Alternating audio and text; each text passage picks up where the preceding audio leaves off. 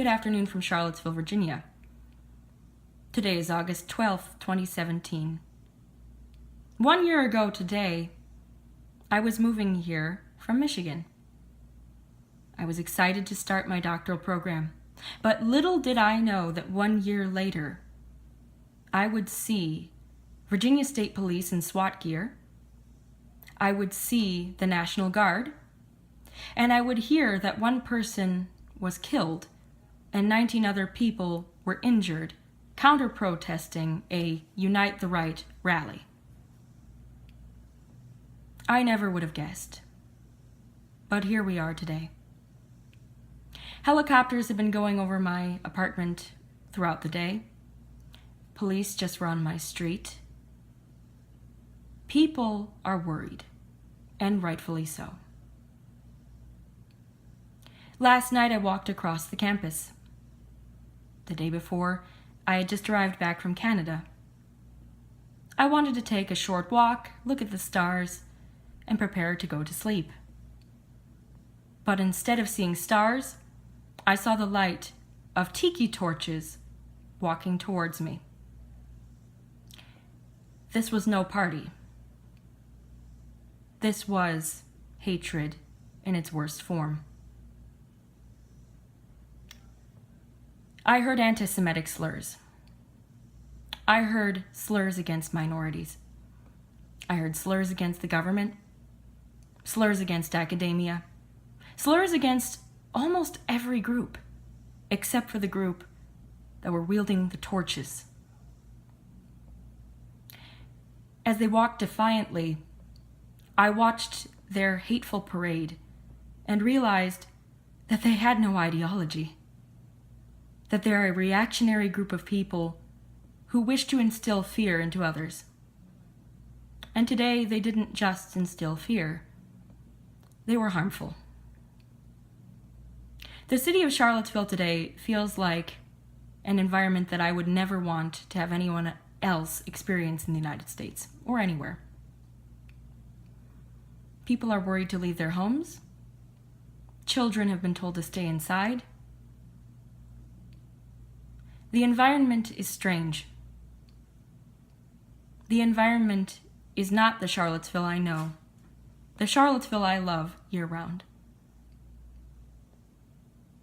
The people who came to this city came with a message. Although they used the word unite, they have not done so. In fact, I think people on the right, such as conservatives, Republicans, who've seen this happen, are ashamed that such people would call themselves the right. And what is unity if you're driving a car into a group of counter-protesters who have opinions just like you, who live in this country just like you do, who have gone through the same struggles, whose families came here for the same reasons? What sense of entitlement? What sense of superiority allows one group to do something like that to another?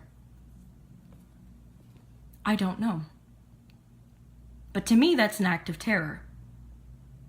To me, that goes against everything that is written in our founding documents in this country. It goes against all of them. We have the right to assemble, absolutely.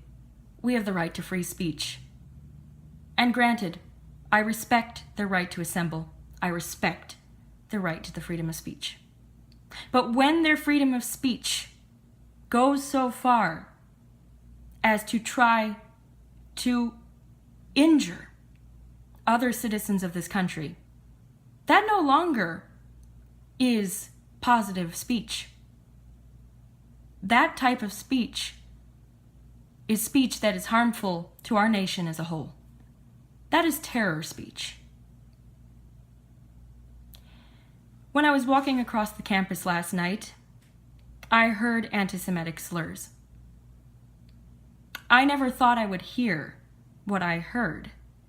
And as a person who studies World War II, it cut a little bit too deep and came a little bit too close to what I study. I heard slurs against other minorities. I even heard slurs against academia, which, without academia, the entire fundamental basis of intelligent thought, which has given them access to freedom of speech, which has given them access to freedom of assembly. Academia, the cradle of knowledge, they were openly chanting against. I don't understand that, and I don't think I ever will. The environment in Charlottesville today is not only heated, it's dangerous, and it's tragic. In the year that I've spent here, I've never seen the city like this. And these people are not from here who are coming and protesting today and causing all of this violence. These people came here with a message. And the message has been heard and it's been delivered. Our president spoke out against it. And I agree. But I think we need to do more than just speak out against what happened today in Charlottesville. We need to remain vigilant. We need to realize that there are people in this country today, in this city today, who are against the basis of democracy, who are against their fellow citizens, and who are happy and proud that people felt afraid. That is not a positive ideology.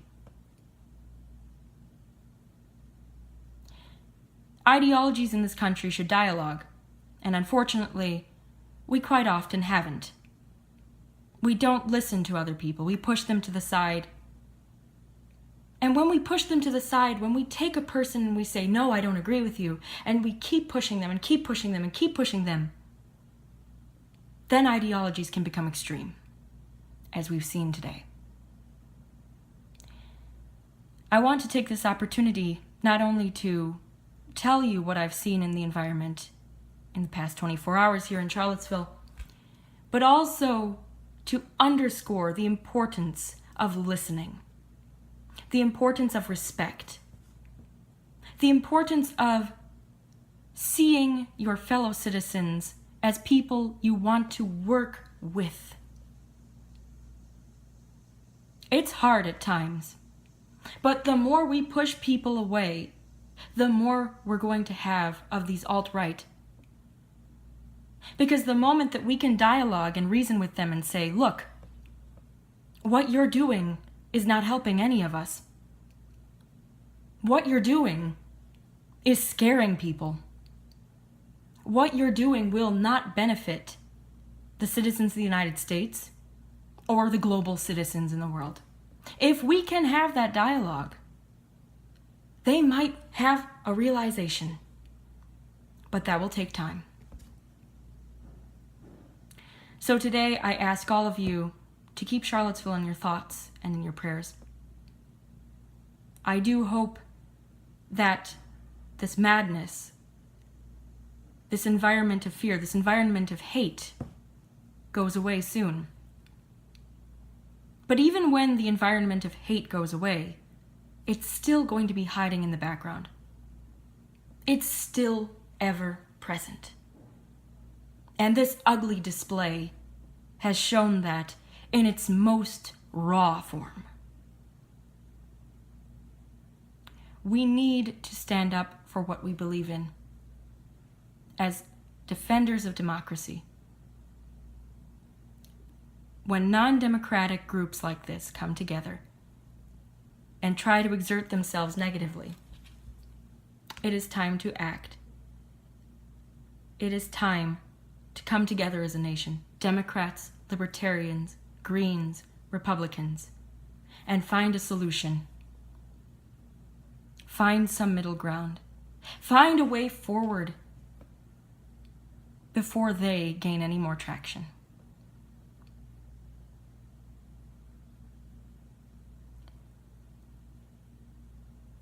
I have been through a time that I never wanted to go through. And it is nothing in comparison to historical events. This is nothing in comparison to Kristallnacht, for example. But if we remain complacent, who knows what the future could bring? Who knows what could happen?